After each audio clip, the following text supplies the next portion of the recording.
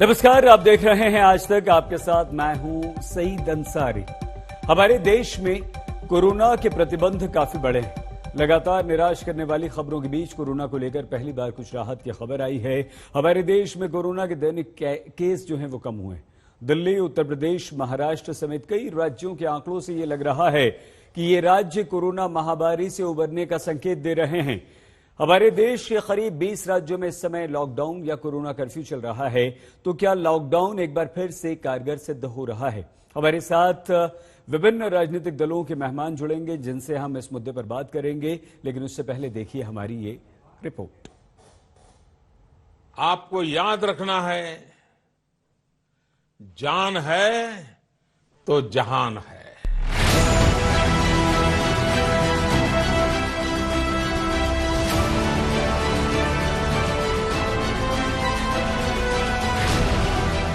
ढिलाई नहीं दी जा सकती, अभी समय नहीं आया है ढिलाई देने का।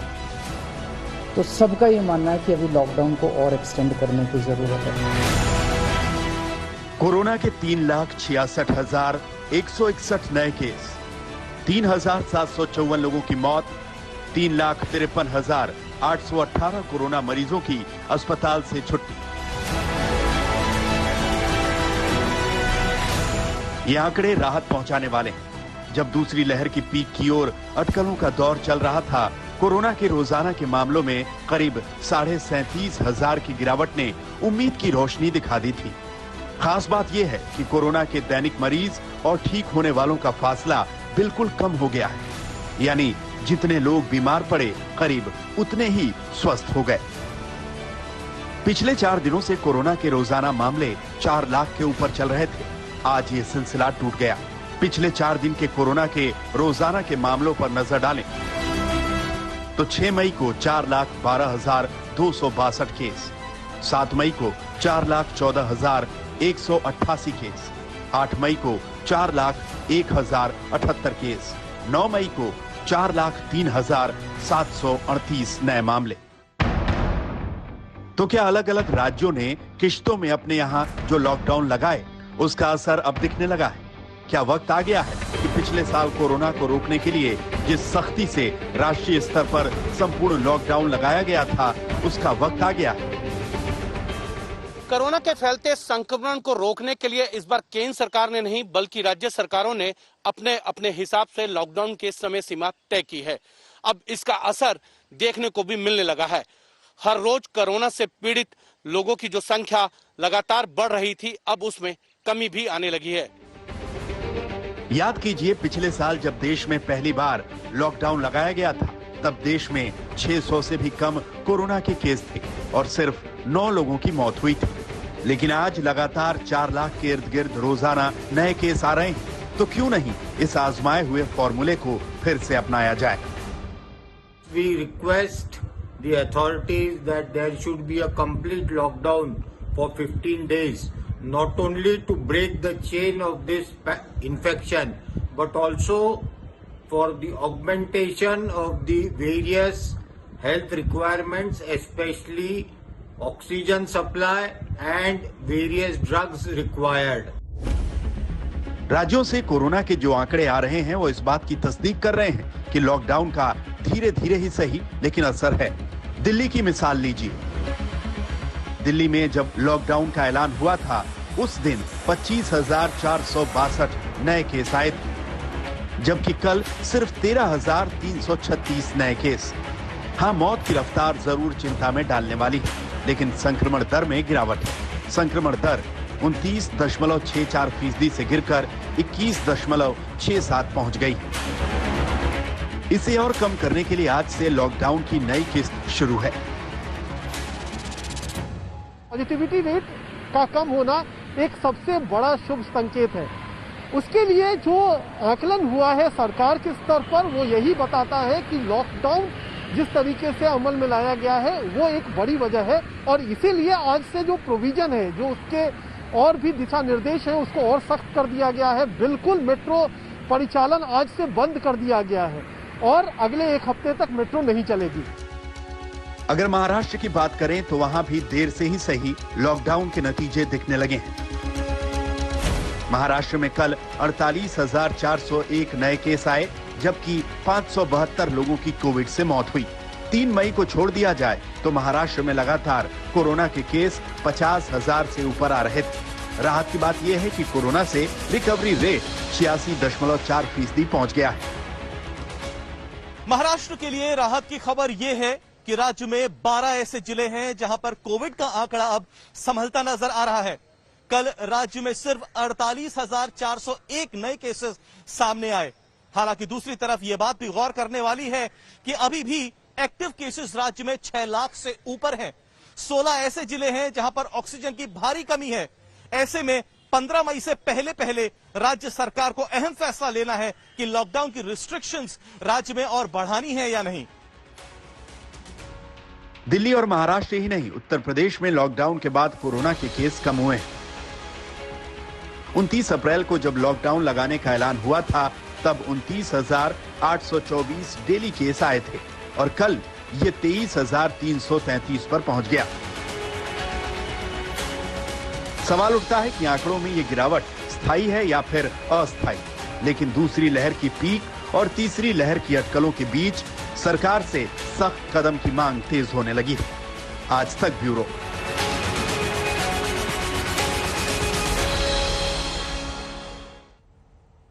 कोरोना ने हमारे देश में जबरदस्त कहर बरपाया है, लेकिन अब 4 लाख जो हर पिछले 24 घंटों में हम जा रहे थे उसमें कमी आई है।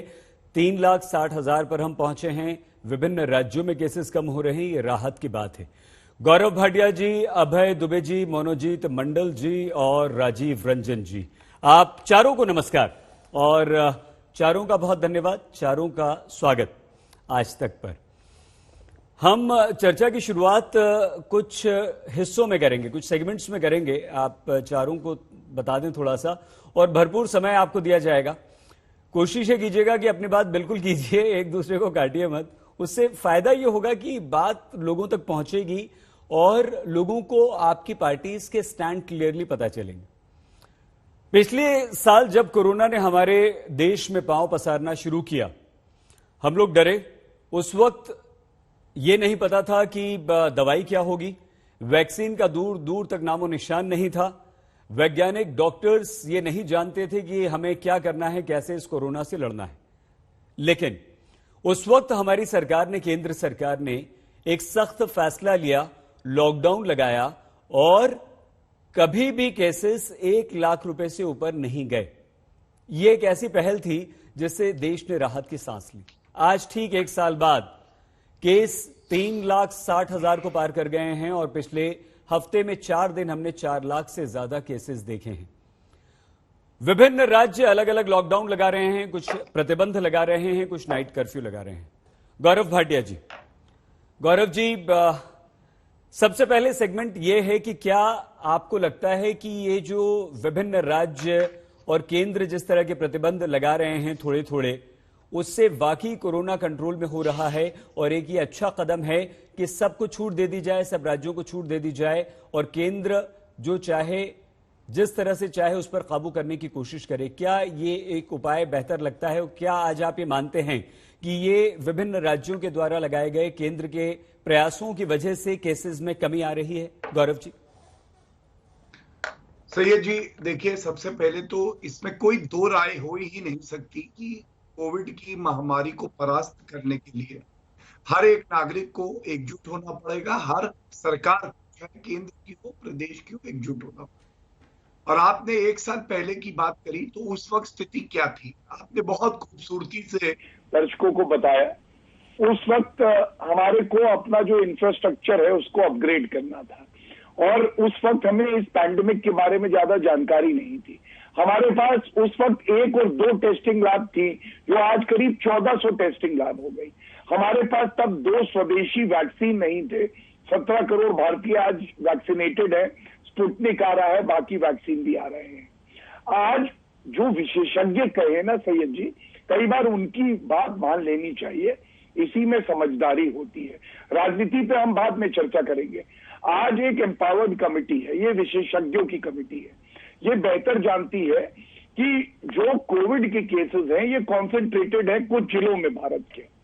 तो प्रदेश की सरकारों का जो क्षेत्र अधिकार भी है और उनके पास ये ताकत है, केंद्र की सरकार ने कहा कि आप माइक्रो कंटेनमेंट जोन्स बनाइए। इसका लाभ क्या है? इसका लाभ ये है कि जहां संक्रमण की दर ज्यादा है और डेंसिटी बहुत हाई है, वहां पे हमने कंटेनमेंट कर दिया, वहां हमने रोक दिया कोविड के संक्रमण को।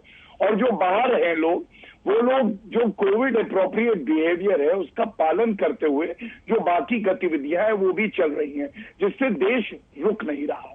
और इसीलिए आप याद करिए, जब पिछले साल लगा था लॉकडाउन तो कहा जा रहा था, कई प्रदेश की सरकारों ने कहा कि हमें ये ताकत दीजिए, हम नहीं चाहते पूरे प्रदेश में जो है लॉकडाउन लगे। उसके बाद केंद्र सरकार ने सभी मुख्यमंत्रियों से भी बात करी, प्रधानमंत्री जी की बैठक में सुझाव आए और ये तय हुआ कि प्रदेश के सरकार के जो मुख्यमंत्री हैं उन लोगों के पास ये क्षेत्र अधिकार है, वो तय करेंगे कि किस किस जिले में लगना है, किस में नहीं लगना। अच्छी बात क्या हुई, देश चलता भी रहा, हमारी कोविड की लड़ाई भी चल रही है और आज आपने बिल्कुल सही कहा, हमारे संक्रमण के मामले भी कम हुए हैं और दुखद मौतें जो हैं वो भी कम हुई हैं। और ऑक्सीजन सप्लाई जो एक बड़ा प्रमुख मुद्दा था, आपके चैनल पे भी हमने चर्चा करी, ऑक्सीजन सप्लाई के एसओएस कॉल भी अब करीब करीब खत्म हो गए आना, क्योंकि ऑक्सीजन पूरे देश में हर प्रदेश में दिया जा रहा है। बहुत धन्यवाद गौरव जी, और धन्यवाद हमारे तीनों मेहमानों का भी कि बहुत ही आपने ध्यान से राजीव जी, अभय जी और मनोजीत जी, गौरव जी की बात सुनी। बिल्कुल इसी तरह से अभय जी, जो कांग्रेस शासित प्रदेश हैं वहां पर जिस तरह से लॉकडाउन लगाया जा रहा है, आंशिक नाइट कर्फ्यू या प्रतिबंध, आप उससे सहमत हैं और आपको लग रहा है कि बाकी जो केसेस कम होने शुरू हुए हैं, जो राहत की खबरें अब आ रही हैं, अभय जी, ये इसी तरह से चलता रहेगा तो हम इस पर काबू पा सकते हैं? हाँ, वो बात अलग है अभय जी कि आप कहें कि नहीं केंद्र को फैसला लेना चाहिए, पूरे देश में लगाना चाहिए, वो अगले, पहले आपके हम एक बार बात सुन लें कि आप कितने संतुष्ट हैं, कांग्रेस शासित प्रदेश क्या कर रहे हैं, वो कितने संतुष्ट हैं और किस गति से वो आगे बढ़ रहे हैं। उसके बाद हम अगले सेगमेंट में इस मुद्दे पर भी आएंगे। अभय जी देखिए, सईद अंसारी से बात कर रहा हूँ, देश के एक मूर्धन्य बात है। तो मैं चाहता हूँ कि इस महामारी की विभीषिका में किस राजनीतिक दल की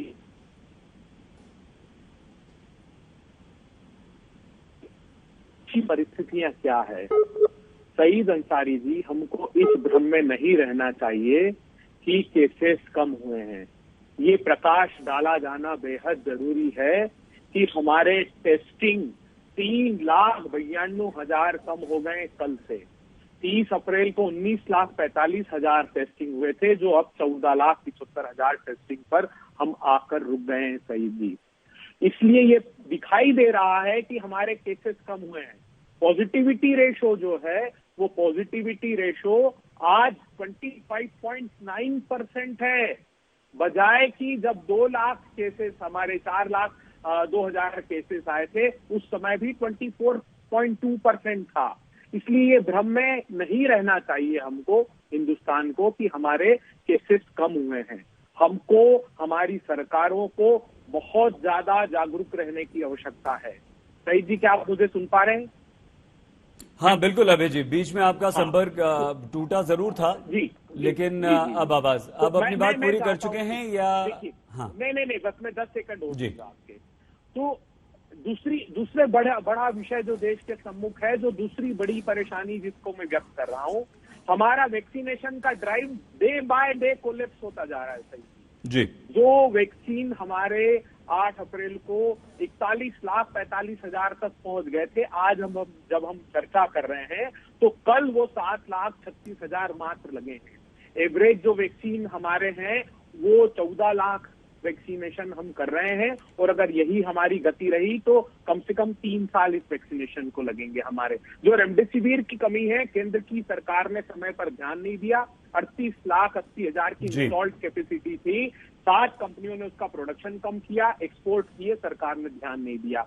9,000 मेट्रिक टन इंडस्ट्रियल ऑक्सीजन हमने एक्सपोर्ट की, भारत की सरकार ने ऑक्सीजन मैपिंग समय पर नहीं की। आखिरी तथ्य में रखना चाहता हूं, 25 मार्च 2020 को पहली मीटिंग हुई थी कैबिनेट सेक्रेटरी की, सारे स्टेट सेक्रेटरी होम के साथ, और ये कहा था कि भविष्य में ऑक्सीजन के क्राइसिस होंगे। 1 साल पहले की घटना है ये, और हमको स्टेट वाइड कोऑर्डिनेशन करना है। एक टास्क फोर्स बनाया गया, एक वॉर रूम बनाया गया, एक नंबर दिया गया, लेकिन उसके बाद जो दूसरी मीटिंग की वो एम्पावर्ड ग्रुप ऑफ मिनिस्टर्स ने 15 अप्रैल 2021 को की, क्योंकि देश के प्रधानमंत्री जी पूरी तरह अपनी सत्ता को चुनावों में पांचों राज्य के झोंक चुके थे, जो सिर्फ 11 मीटिंग की 20 मार्च 2020 से लेकर इस पेंडेमिक तक, तो 33 रैलियां प्रधानमंत्री ने 5 राज्यों में की है। इसलिए ये परिस्थितियां भयावह हुई है, इसलिए आंख बंद नहीं कर सकते, हम शुतुरमुर्ग की तरह अप्रोच नहीं कर सकते कि केसेस कम हुए हैं।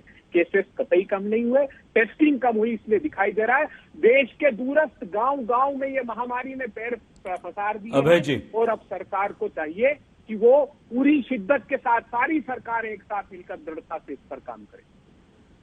अभय जी, हमने आपसे निवेदन किया था कि पहले कांग्रेस शासित प्रदेश जो हैं वो जो काम कर रहे हैं, जिस तरह के प्रतिबंध लगा रहे हैं, नाइट कर्फ्यू लगा रहे हैं, लॉकडाउन लगा रहे हैं, उसका कुछ असर हो रहा है या नहीं, उससे केसेस कम हो रहे हैं या नहीं, उस पर आप अपनी राय रख दीजिए। अगले सेगमेंट में आएंगे तो आरोप प्रत्यारोप कर देंगे। लेकिन आपने पूरी बात करी और बहुत अच्छी बात है।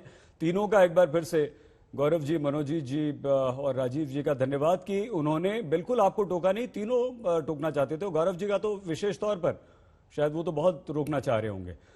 राजीव जी, ये बात सच है कि पिछले साल जब कोरोना से हम युद्ध लड़ रहे थे, हमारा देश जूझ रहा था, तो उसके बाद राज्यों ने ये मांग की कि साहब हमें अधिकार दिए जाएं, हमें अपने राज्य को अपने हिसाब से चलाने का अधिकार दिया जाए, हम लॉकडाउन लगाएंगे या नहीं लगाएंगे ये फैसला हमें करने दिया जाए। गौरव जी ने भी इसका उल्लेख किया अभी, और वो दिया गया है राज्यों को अधिकार, और राज्यों ने अपने हिसाब से वो किया। आपको लगता है राजीव जी कि इसका फायदा हुआ, और जो आप कर रहे हैं, जो राज्यों ने किया, वो कहीं ना कहीं ठीक था या एक सही दिशा में वो बढ़ रहे थे या नहीं?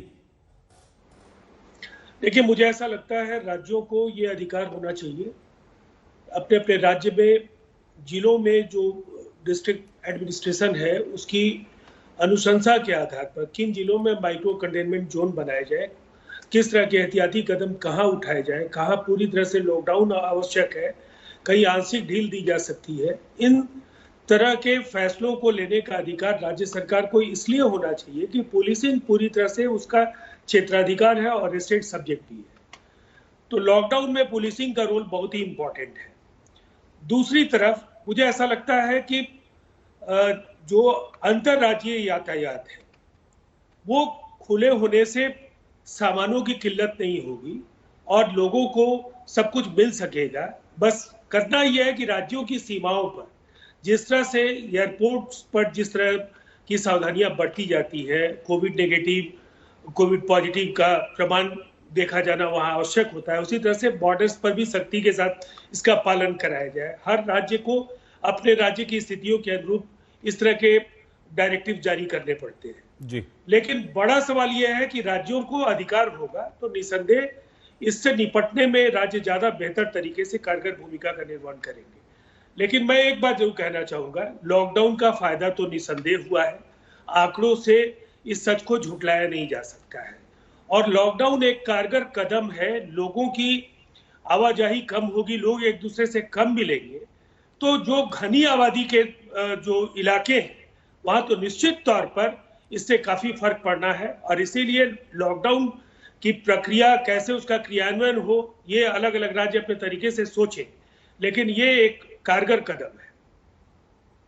कारगर कदम राजीव रंजन जी से बता रहे हैं, ये बहुत अच्छी बात है, लेकिन कुछ सुझाव भी यहां पर आपके आए वो भी अच्छी बात है। मनोजीत जी, जैसे ही ममता बनर्जी ने शपथ ली तो उन्होंने एक बहुत अच्छी बात कही कि उनकी प्राथमिकता कोरोना से लड़ना है, और इससे एक राहत मिली कि जो आरोप आपके बंगाल पे लगातार लग रहे थे कि आप लोग जबरदस्त रैलियां कर रहे हैं, सिर्फ आप नहीं, विभिन्न राजनीतिक दल वहां रैलियां कर रहे हैं और बंगाल कोरोना को भूल चुका है और इस चुनाव के बाद बंगाल में कोरोना विस्फोट होगा, लेकिन ममता बनर्जी के शपथ ग्रहण के तत्पश्चात ये जो आश्वासन था उससे राहत मिली। आपको लगता है कि इससे कुछ फायदा हो रहा है? मनोजीत जी। बिल्कुल, देखिए एक हफ्ता पहले ही हमने एक तरह का लॉकडाउन यहाँ घोषित कर दिया था, तब ममता जी शपथ नहीं लिए थे, लेकिन गवर्नमेंट की एक्टिव गवर्नमेंट थी एक तरह का लॉकडाउन हम यहाँ पर चल रही है। केसेस भी कम होते जा रहे हैं, लेकिन अभी तक उतना कम नहीं हुए हैं। अभी 18-20 के आसपास हम चल रहे हैं, करीब 65,000 के हम टेस्ट यहाँ पर कर रहे हैं। लेकिन जो हालत है, ये हालत खराब हो सकते हैं, इसलिए हम बहुत सारा प्रिकॉशन ले चुका है। कैसे हम ये बात, मेरा एक छोटा सा मैं आपको एग्जांपल दे रहा हूँ। जो मेरा यूनिवर्सिटी है, जादवपुर यूनिवर्सिटी, वह हमने एक सेफ हाउस बनाने की कोशिश किया है और सरकार को हमने लिख के, सरकार ने तुरंत हम लोगों को परमिशन दे दिया है। एक हॉस्टल को, बॉयज हॉस्टल को मैंने जो एकदम कलकत्ता के बीच रास्ते में होते हैं, बॉयज हॉस्टल को हमने पूरा सरकार को दे दिया। इसी तरह बहुत सारा सेफ हाउस सरकार ने भी बनाया, सरकार प्राइवेट अस्पताल मिलके हमने बनाया है। क्योंकि आपको ये मालूम होना चाहिए, अस्पताल में लोगों को, हर लोगों को हम बेड अभी नहीं दे सकते, इसलिए सेफ हाउस बना रहे हैं। जिन लोगों को माइल्ड और मॉडरेट इन्फेक्शन है, उन लोगों को वहाँ पर इलाज, उन लोगों को वहाँ पर ट्रीटमेंट हो रही है। तो इस तरह का लगातार इनोवेटिव कोशिश हम जारी रखे हैं। और ये भी एक अच्छी बात मैं आपके साथ शेयर करना चाहता हूँ कि 23 डिस्ट्रिक्ट में से करीब 5 या 6 में ज्यादातर केसेस नहीं है, 100-200 के आसपास से केसेस है। तो अगर उस जिले में पूरा लॉकडाउन होता तो प्रॉब्लम होता। इसलिए हम नहीं मानते ही कि एकदम पूरा झट से हम लॉकडाउन कर सकते हैं।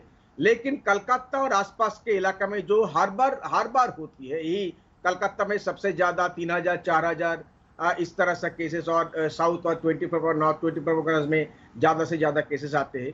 तो हम लोग यहाँ स्ट्रिक्ट लॉकडाउन एक तरह का बनाने की कोशिश कर रहे हैं और लोग काफी सारे आगे आ चुके हैं। जिस तरह हम खराब उम्मीद हम बोल सकते हैं, जिस तरह हम सोचता था क्योंकि इलेक्शन के बाद बहुत सारा एक्सप्लोजन हो जाएंगे, अभी तक ईश्वर से कृपा से उस तरह का एक्सप्लोजन अभी तक नहीं हुआ। लोगों में जागरूकता फैला रही है। ममता दी हर रोज, जब से शपथ ली है 5 तारीख से, हर रोज उन्होंने प्रेस कॉन्फ्रेंस कर रहे हैं। आज भी उन्होंने प्रेस कॉन्फ्रेंस की, उनका चीफ सेक्रेटरी प्रेस कॉन्फ्रेंस की बात ने एकदम बिल्कुल हम लोगों को जगाने की कोशिश कर रहे हैं। वही जो हमारा जो अभ्यास थी कि मास्क पहनो और 2 गज की दूरी रखो और जरूरत न हो तो घर से मत निकलो, उस तरह का जो अभ्यास थे और हम लोगों को लोगों के पास बनाए रखे की कोशिश करने हैं। लेकिन केंद्र सरकार को हम लोगों को सपोर्ट करना चाहिए। हम लोग वैक्सीन मांग रहे हैं, 3 करोड़ करीब वैक्सीन मांगा है। वैक्सीन अगर नहीं आएगी तो हम इसके साथ पूरा झेल नहीं सकते, सबको पता है। वैक्सीन को रैंप अप करना चाहिए। जो स्टेट हमारा स्टेट 3 नंबर में है इन टर्म्स ऑफ पॉपुलेशन, आपको पता ही है, देश की एक बड़े स्टेट में गिने जाते हैं। तो करीब 3 करोड़ का वैक्सीन तो अभी चाहिए, जो 18 साल के ऊपर के लोगों को वैक्सीनेट करने के लिए। और लगातार हम सरकार को चिट्ठी लिख रहे हैं। आज वैक्सीन कुछ वैक्सीन मिला, लेकिन वो ज्यादा नहीं है क्योंकि सेकेंड डोज में हम लोगों को देना है। और इसलिए हमको लगता है एक बहुत अच्छी कोऑर्डिनेशन स्टेट के साथ सेंटर को होनी चाहिए, जहां की वैक्सीन ज्यादा से मिला। हम खरीद रहे हैं वैक्सीन, आपको पता है 50% जो 7 लाख वैक्सीन आज के तारीख पे आप बोल रहे हो कि 7 लाख वैक्सीन आ चुकी है, उसमें से 50% हमने खरीद दिया और 50% सेंटर ने हमको दिया है। तो इस तरह का कोऑर्डिनेशन अनइंटरप्टेड, जिसे हम कहते हैं, लगातार इस तरह का वैक्सीनेशन की जो चालू रखना चाहिए, क्योंकि otherwise very difficult to fight this disease. और आपको हमको ये भी बताएंगे कि ये अभी कोरोना का अंत नहीं हो रही है भाई साहब। लोग कह रहे कि 3rd वेव भी आ सकते हैं, इसीलिए हमको और भी चौकन्ना रहना चाहिए और एक साथ एकजुट होके इस महामारी के खिलाफ लड़ना चाहिए। बहुत अच्छी बात आपने कही मनोजीत जी। एकजुट होना है, एक साथ होना है, कोऑर्डिनेशन, समन्वय केंद्र और राज्य का होना चाहिए। अगले सेगमेंट की तरफ हम बढ़े। गौरव जी, जाहिर सी बात है कि अभय जी ने इतने सारे सवाल उठा दिए हैं कि आप उनका जवाब देना चाह रहे होंगे। अवश्य आपको देना भी चाहिए, लेकिन क्या आपको ऐसा लगता है गौरव जी, हालांकि सभी राज्य खुश हैं, ये हो रहा है कि भाई हमें अधिकार मिला, हम अपने हिसाब से कर रहे हैं, अच्छी बात है, लेकिन देश आम जनता में अब एक कम से कम एक ये भाव आने लगा है कि संपूर्ण लॉकडाउन क्यों नहीं गौरव जी? क्या केंद्र सीधे सीधे ये घोषणा नहीं कर सकता है कि कोरोना केसेस बहुत ज्यादा बढ़ रहे हैं, आज हम 4 लाख से घटकर 360 पर आए? लेकिन ये भी चिंता की बात है, अभय जी की बात ये ठीक है कि ये कम नहीं हुआ है, घट नहीं रहे, घट तो रहे हैं अभय जी, लेकिन बहुत खतरनाक स्थिति है, आज भी हाहाकार जैसी स्थिति ही देश में है। तो गौरव जी, क्या इस बात की कोई संभावना या ऐसा किया जा सकता है या ऐसा नहीं किया जा सकता, उसके पीछे कारण क्या है? सूर्य जी, सबसे पहले मैं अभय जी की बात का भी जवाब दूंगा, लेकिन आपका प्रश्न बड़ा अहम है, क्यों नहीं। हमारे देश में 750 से ज्यादा जिले हैं। आप ये बताइए, अगर किसी जिले में संक्रमण किए जो लोग हैं बहुत ज्यादा संक्रमित नहीं है और वहां बाकी जो भी कार्य है वो हो सकता है, श्रमिक मजदूर हमारे भाई हैं, वो काम करके अपने दिन की रोजी रोटी जो है कमा सकते हैं, तो उनको पूर्ण लॉकडाउन लगा के क्यों रोका जाए। और इसीलिए विशेषज्ञों की बात मानना आवश्यक है। और ये भी बात सबको पता है कि अभी सेकंड पैकेज श्रमिक मजदूरों के लिए, जो हमारे देश में गरीब हैं, वंचित हैं, उनके लिए 26,000 करोड़ रुपए का केंद्र सरकार ने घोषणा करी कि उनको 2 महीने का राशन दिया जाएगा। जब आप पूर्ण लॉकडाउन लगाएंगे, याद करिए सैयद जी, पिछले साल बहुत से ऐसे लोग थे जिनके पास संसाधन नहीं थे कि वो 15 दिन 1 महीना घर में रह सके। उनके अनाज की चिंता, उनके लिए कार्य करना, उनकी रोजी रोटी, उनके बच्चे, ये सब केंद्र सरकार और प्रदेश सरकार को देखना पड़ता है। तो इसलिए ये बेहतर है कि जहां पे बहुत ज्यादा संक्रमण है वहां माइक्रो कंटेनमेंट जोन्स बनाए जाएं, और यही विशेषज्ञों की राय भी है। और ये कोई फिक्स्ड फॉर्मूला नहीं है, समय की परिस्थिति को देखते हुए ये बदल भी सकता है। लेकिन आज की हम बात कर रहे हैं दूसरी बात। गौरव जी, क्षमा, समय काल परिस्थिति, आप यहीं से हम चर्चा को आगे ले जाएंगे। अभय जी भी कुछ बोलना चाह रहे हैं, बार बार वो इशारा कर रहे हैं, हाथ उठा रहे हैं।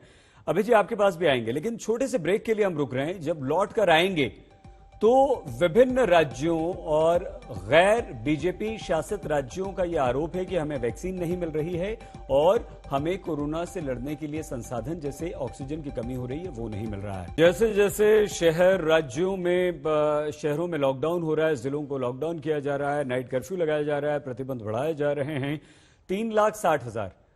ठीक कह रहे हैं अभय जी कि ये कोई खुश होने वाली स्थिति नहीं है, आंकड़ा बिल्कुल नहीं है, लेकिन हाँ 4 लाख से कम आया है, ये थोड़ी सी राहत की बात है। अभय जी, हमने पहले ही आपसे ये बात कही थी। अभय जी, जब पहली लहर के बाद केंद्र ने यह अधिकार दिया राज्यों को कि वो अपने हिसाब से फैसला कर सकता है, ये एडवाइजरी जारी की कि सेकेंड वेव के लिए आप अपने आप को तैयार कीजिए, आप ऑक्सीजन की तैयारी रखिए, आप हॉस्पिटल्स का निरीक्षण कीजिए और देख के रखिए कि आपको जूझना पड़ सकता है। क्या तैयारियां केंद्र राज्यों ने की, या सिर्फ हम अपनी जिम्मेदारी भूलकर अभय जी सिर्फ केंद्र पर ही उंगली उठाएंगे? सईद जी, देखिए, केंद्र पर को सही रास्ता दिखाना, केंद्र पर उंगली उठाना, ये प्रतिपक्ष का दायित्व है। नहीं तो इतिहास क्षमा नहीं करेगा। ये बात बिल्कुल ठीक कही थी देश के स्वास्थ्य मंत्री ने कि सरप्लस ऑक्सीजन है। सरप्लस ऑक्सीजन है तो आप समूचे विश्व के राष्ट्रों का इतिहास उठाकर देख लीजिए, महामारी में वो कैसे लड़े हैं। ऑक्सीजन मैपिंग तो केंद्र सरकार को ही करनी है। उदाहरण के लिए मध्य प्रदेश भारतीय जनता पार्टी शासित राज्य है, उसका ये गंभीर आरोप था कि उत्तर प्रदेश ने 12 घंटे तक उनके ऑक्सीजन कंटेनर्स को रोक कर रखा, जिससे उनके यहाँ मरीजों को बहुत परेशानी हुई। तो ये केंद्र सरकार को चाहिए था कि वो उसकी मैपिंग करें। अगर उड़ीसा में ऑक्सीजन सरप्लस है तो वो कैसे आप दूसरे स्टेट को सप्लाई करेंगे, हिमाचल में एक्सेस है तो वो कैसे सप्लाई करेंगे। और ये राज्यों का समन्वय अभय जी नहीं हो सकता, राज्यों के बीच इस तरह की स्थिति नहीं हो सकती। ये तो हुआ था, ये तो दिल्ली राजस्थान में हुआ है, अभी खूब लड़ाई हो रही है। ये तो हरियाणा और दिल्ली में ये हुआ नहीं। हम सिर्फ समझना चाह रहे हैं सर, आपसे सिर्फ समझना चाह रहे हैं। मैं वही समझा रहा हूँ, मेरे पास केंद्र सब कुछ करेगा, केंद्र सब कुछ करेगा, भाई राज्य आपस में भी कुछ कर। सुनिए ना, इस स्पेसिफिक एस्पेक्ट में केंद्र सरकार को ये बाकायदा कैबिनेट सेक्रेटरी ने जो 25 मार्च 2020 को मीटिंग ली, उसके बाद 22 अप्रैल 2020 को एक सर्कुलर निकाला केंद्र सरकार ने, और ये तक कहा कि कैसे हमको इंडस्ट्रियल ऑक्सीजन के सिलेंडर्स को मेडिकल ऑक्सीजन में कन्वर्ट करना है। ये तो उन्हीं को करना था। दूसरा बहुत अच्छा सवाल आपने किया और उसका जवाब देना बहुत आवश्यक है, वैक्सीन का मैं छोटा सा एक एग्जांपल देता हूं कि फ्रांस ने 24.18% अचीव कर लिया है वैक्सीनेशन, उसके केसेस कल आए सिर्फ 19,000। जर्मनी ने 29% अचीव किया है, उसके कल केसेस आए 17,000। इजराइल ने 50% कर लिया है, उसके केसेस कल आए सिर्फ 30। यूके ने 51%, उसके कल केसेस आए 2490। यूएस में सेकंड वेव थी, 3 लाख केसेस तक आए थे, लेकिन उसका 44% वैक्सीनेशन हो गया और सिर्फ 49,000 केसेस आए। सुनिए ना, तो हिंदुस्तान को ये बात समझ लेनी चाहिए, पूरा फोकस कीजिए वैक्सीनेशन पर। जो गलती इन्होंने रेमडेसिविर में की, जो ऑक्सीजन मैपिंग में की, उसको समय रहते आज भी सुधारने की आवश्यकता है। आखिरी बात सही जी, आखिरी बात में सरकार से कहना चाहता हूं, देखिए आप स्ट्रिक्ट लॉकडाउन लगाइए, लेकिन ये आपके पास ही अधिकार होना चाहिए कि जो 20% अंतिम पंक्ति में खड़े हुए लोग हैं उनको न्याय से फैसिलिटेट कीजिए, कम से कम 6 माह तक। जो राहुल गांधी कह रहे हैं, बार बार आप राज्यों का विषय कह रहे हैं कि राज्य लगाए, नहीं। आज प्रधानमंत्री जी आपको दृढ़ इच्छा शक्ति दिखाने की आवश्यकता है। आपके तथाकथित 20 लाख करोड़ के पैकेज में 20 रुपए भी लोगों को नहीं मिले। आप न्याय की योजना लागू कीजिए, आपके नाम से कर दीजिए, कोई हमको उसमें आपत्ति नहीं है, लेकिन ये आप ही की तरफ से होना चाहिए। ठीक है, ये आपका सीधा सीधा सुझाव है, आप कह रहे हैं कि आपकी तरफ से होना चाहिए। गौरव जी, मनोजीत जी और राजीव जी दोनों ने कहा, वैक्सीन की बात यहां पर दोनों ने उठाई और सुविधाओं की बात दोनों ने उठाई, और ये बात बिल्कुल सच है कि भाई केंद्र ने तो बता दिया था पहली वेव के बाद कि आप लोग तैयार रहिए, ऑक्सीजन का भी इंतजाम कर लीजिए, हॉस्पिटल्स की अपनी स्थिति भी देख लीजिए, बेड भी देख लीजिए, क्योंकि सेकंड वेव आने वाली है, आएगी ही, तैयारी रखिए आप। लॉकडाउन का अधिकार भी आपको दिया जाता है, वो भी आप कीजिएगा। हम ये भी कह सकते हैं यहां पर गौरव जी कि जिम्मेदारी केंद्र की कम हुई, क्योंकि राज्यों की जिम्मेदारियां बढ़ गई थी, लेकिन जो जिम्मेदारी केंद्र की थी, क्या कहीं ना कहीं उसे निभाने में केंद्र असफल रहा है? सैयद जी, मेरी एक आपसे गुजारिश है, आप ब्रेक पे चले गए और मैं समझता हूं कमर्शियल ब्रेक बड़े ही आवश्यक होते हैं, लेकिन थोड़ा समय दीजिए, क्योंकि देखिए एक अच्छी डिबेट चल रही थी, मैं भी अपने समय का बड़ी इंतजार कर रहा था। अब बिंदुवार तरीके से अपनी बात रखता हूं। सबसे पहले देखिए ऑक्सीजन की बात करिए, हमें ये जानना होगा, हेल्थ जो है स्टेट सब्जेक्ट है, बेड्स, अस्पताल, दवाइयां, ऑक्सीजन, ये सब जो है ये प्रदेश सरकारें भी बड़ी कुशलता से पूर्ण कर सकती हैं, लेकिन उसकी मैपिंग जो है वो केंद्र सरकार करता है। ये देखिए राजस्थान का सरकार का इश्तिहार है, अभी 5-6 दिन पहले ये दिया था, क्रायोजेनिक टैंक्स नहीं थे, जैसे दिल्ली में नहीं थे, राजस्थान में नहीं थे। तो पहला सवाल ये पहले क्यों नहीं आए। दूसरी बात, आज बीएमसी के कमिश्नर से एक इंटरव्यू हुआ बड़े प्रतिष्ठित अखबार का, बड़ी अच्छी बात उन्होंने कही। उन्होंने कहा एक ऐसा समय आया कि लगा कि मुंबई में ऑक्सीजन की कमी हो जाएगी, और मैंने एक एसओएस कॉल जो है वो केंद्र के सेक्रेटरी को किया, और 1 मिनट से कम समय में मेरे पास वापस एक कॉल आया, और मैंने बताया कि ऑक्सीजन मुंबई में आने में 8 दिन हल्दिया से लग जाएंगे, आप मेरी मदद कर सकते हैं। केंद्र सरकार ने कहा क्यों नहीं कर सकते, हमारे नागरिक हैं, और वहां पे पर्याप्त मात्रा में ऑक्सीजन सप्लाई की गई। फिर उनसे एक और बात पूछी गई जो आप पूछ रहे हैं कि क्या ऑक्सीजन अगर कहीं कमी पड़े और केंद्र की सरकार पर्याप्त मात्रा में दे रही हो तो केंद्र पे दोषारोपण करे। उन्होंने कहा नहीं, अगर दोषारोपण किसी पे होना है तो प्रदेश की सरकार पे, क्योंकि जब ऑक्सीजन आ जाता है वो अस्पतालों तक पहुंचे, ये सुनिश्चित करने का काम प्रदेश की सरकारों का है। दूसरी बात, क्या उद्धव ठाकरे जी ने प्रधानमंत्री जी की तारीफ नहीं करी, शरद पवार जी ने तारीफ नहीं करी? ऐसा लगता है महावसूली अघाड़ी में 3 पहिए हैं, 2 पहिए अलग चलते हैं, एक पहिया साइकिल का पंचर वाला है वो अलग चलता है।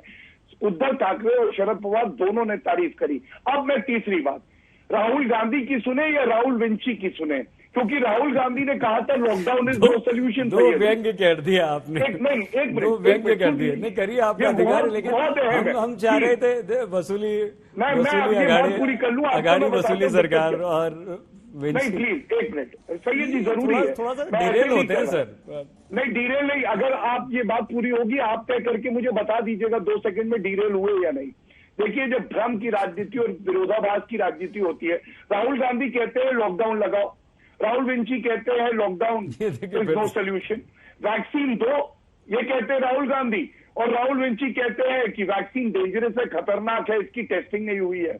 पीएम वैक्सीन लगाए कहते हैं राहुल गांधी, राहुल विंची कहते हैं कि पीएम ने कैसे पहले वैक्सीन लगा लिया, अंगोछा तो आसानी था, ये नर्सेस तो साउथ की थी, ये तो चुनाव प्रचार है।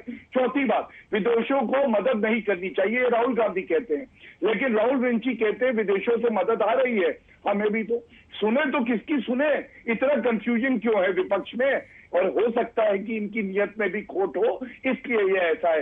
ये चाहते हैं कि मोदी जी हारें, इनको ये नहीं समझ में आता कि देश का प्रधानमंत्री हारेगा तो देश हारेगा। इस वक्त विपक्ष की भूमिका सकारात्मक होनी चाहिए, जीत की तरफ अग्रसर रहे हमारा देश, ये सोचना चाहिए। राजनीति के लिए तो बहुत समय मिलेगा। धन्यवाद। अभय जी, आप जरूर जवाब दीजिएगा। अभय जी, नहीं जरूर जवाब दीजिएगा, लेकिन क्योंकि मनोजीत जी और राजीव जी की बारी है, नहीं उनका एक रिएक्शन बस सीधे सर सुनिए ना, वो उनके साथ नाइंसाफी हो जाएगी। मनोजीत जी जल्दी से आप जवाब दीजिएगा ना, जैसे गौरव जी ने इंतजार किया, आप भी जवाब दीजिएगा। देखिए गौरव जी को अभी पता चला कि ये जो पब्लिक हेल्थ स्टेट सब्जेक्ट पिछले साल आपको पता नहीं था, आपने किसी गवर्नमेंट के पीछे लगी थी।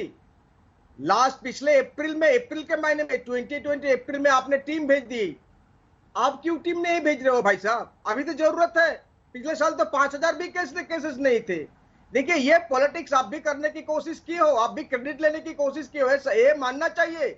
इतिहास है, बहुत बहुत करीबी की इतिहास है, ये हम सबको मानना चाहिए। और वैक्सीनेशन लेकर भी आपका कोई यूनिफॉर्म पॉलिसी नहीं। आप आज की तारीख में सुप्रीम कोर्ट में कहे हो कि वैक्सीन के बारे में सुप्रीम कोर्ट को कोई हस्तक्षेप नहीं करने चाहिए, लेकिन हर स्टेट्स के एक प्रॉब्लम है, बीजेपी रूल स्टेट का भी प्रॉब्लम है।